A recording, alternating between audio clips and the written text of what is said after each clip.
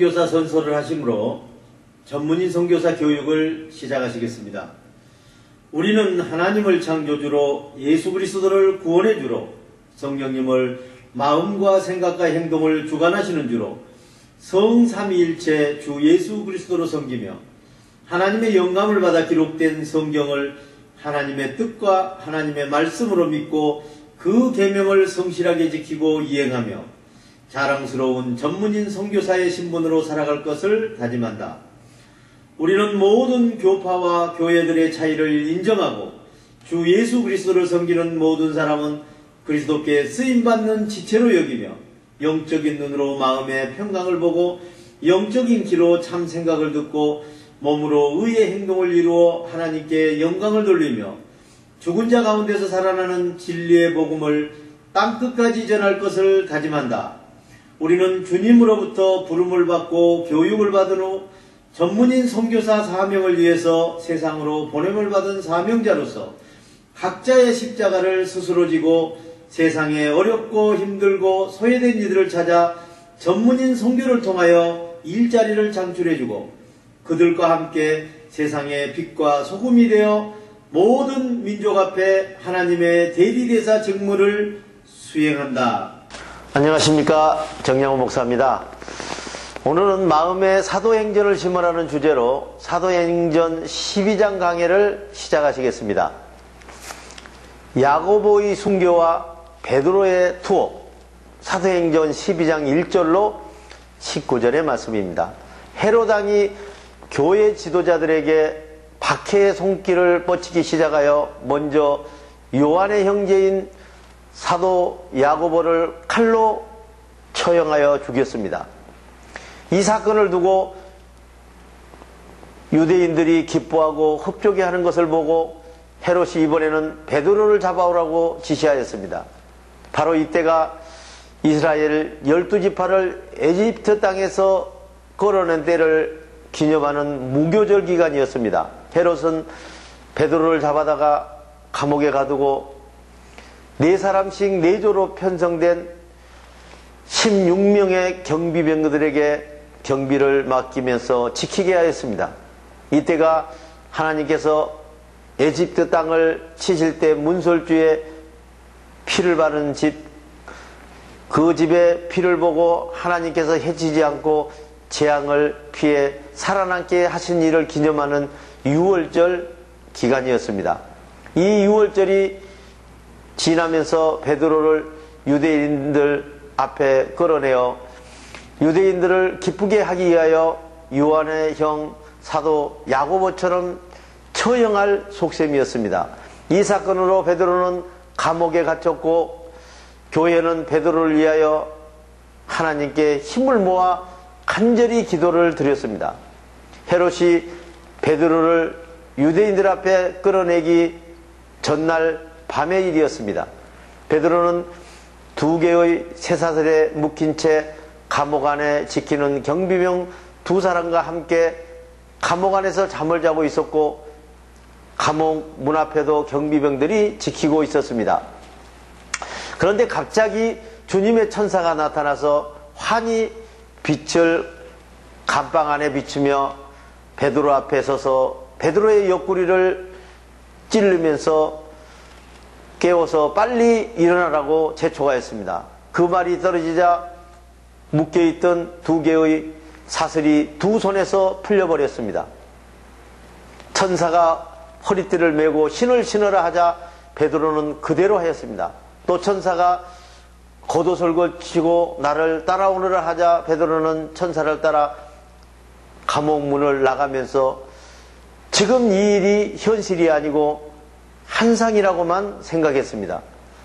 베드로와 천사가 첫 번째 초소와 두 번째 초소를 지나 거리로 통하는 철문 밖에 다다르자 철문이 저절로 열리는 것이 보였습니다. 그래서 베드로는 천사와 함께 밖으로 나가서 베드로의 한 구간을 지날 무렵 갑자기 천사가 사라져 버렸습니다. 그때야 베드로는 정신이 나서 이 일이 환상이 아니고 현실이라는 것을 알았습니다. 주님께서 천사를 보내셔서 헤롯의 손에서 나를 이렇게 건져내시고 유대 사람들이 꾸민 흉기에서 나를 벗어나게 하였다 하였습니다. 이 사실을 깨달아 확신한 베드로는 마가라고도 부르고 요한이라고 부르는 요한의 어머니 마리아의 집으로 갔습니다. 거기에서 많은 사람이 모여서 베드로를 위하여 기도를 드리고 있었습니다. 베드로가 대문 앞에서 문을 두드리자 노대를 하는 어린 여종이 대문 앞에서 나왔습니다. 여종 노대가 베드로의 목소리를 알아듣고서 너무 기뻐서 문을 열어주는 것도 잊어버리고 집 안으로 달려들어가 베드로가 대문 앞에 와 있다고 기도하는 사람들에게 말하였습니다. 그 말을 하자 기도하는 사람들이 노대에게 너 미쳤구나 하였지만 노대는 베드로가 정말 대문 밖에 와 있다고 하자 기도하는 사람들은 그런 베드로를 지켜주는 천사겠지 하였습니다. 베드로가 계속해서 문을 두드리자 기도하던 사람들이 나가서 문을 열어보고 정말 베드로가 와 있는 것을 보고는 깜짝 놀랐습니다. 베드로는 그들에게 조용히 하라고 한 다음에 주님께서 자기에게 감옥에서부터 여기까지 천사를 통하여 인도하여 준 경위를 설명해 주었습니다. 그리고 베드로는 이 사실을 야고보와 다른 신도들에게 알리십시오. 그렇게 당부한 다음 요한의 어머니 마리아 집을 떠나 안전한 곳으로 피신하였습니다. 아침이 되자 지키고 있던 경비 군인들 가운데 베드로가 없어졌기 때문에 큰 소동이 일어나고 말았습니다. 그때 헤롯은 처형하라고 베드로를 끌어내려고 명령하였는데 베드로가 간밤에 감옥에서 없어졌다는 보고를 받고 베드로를 지키던 16명의 경비 군인들을 문초한 뒤에 군법에 해부하여 전원 사형 선고를 하였습니다. 그런 다음에 헤롯은 유대를 떠나 가이사라로 내려가서 가이사라에서 한동안 지내게 되었습니다. 헤롯 왕이 죽다. 사도행전 12장 20절로 25절의 말씀입니다.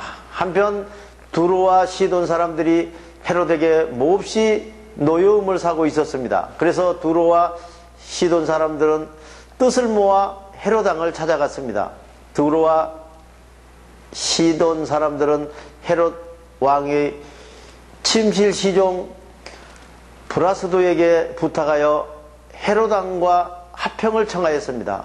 두로와 시돈 지방 사람들은 헤롯 왕의 영토에서 식량을 공급받고 있었으므로 합평을 청할 수밖에 없었습니다. 헤롯이 정해진 날에 용포를 걸쳐 입고 왕자에 자정하여 두로와 시돈 사람들과 군중들을 향하여 연설하였습니다. 그때 군중들이 이 소리는 사람이 말하는 것이 아니라 신이 말한 것이다 라고 외쳤습니다.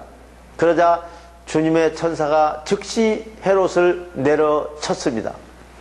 헤롯이 하나님께 영광을 돌리지 않았기 때문이었습니다. 헤롯은 벌레에 먹혀서 죽고 말았습니다. 헤롯이 죽자 하나님의 말씀이 점점 널리 퍼지고 주 예수 그리스도의 평강과 생각을 믿고 행동하는 사람이 더욱 많아졌습니다. 바나바와 바울은 예루살렘에서 그들의 사명을 다 마치고 마가라고 하는 요한을 데리고 예루살렘 교회로 돌아갔습니다.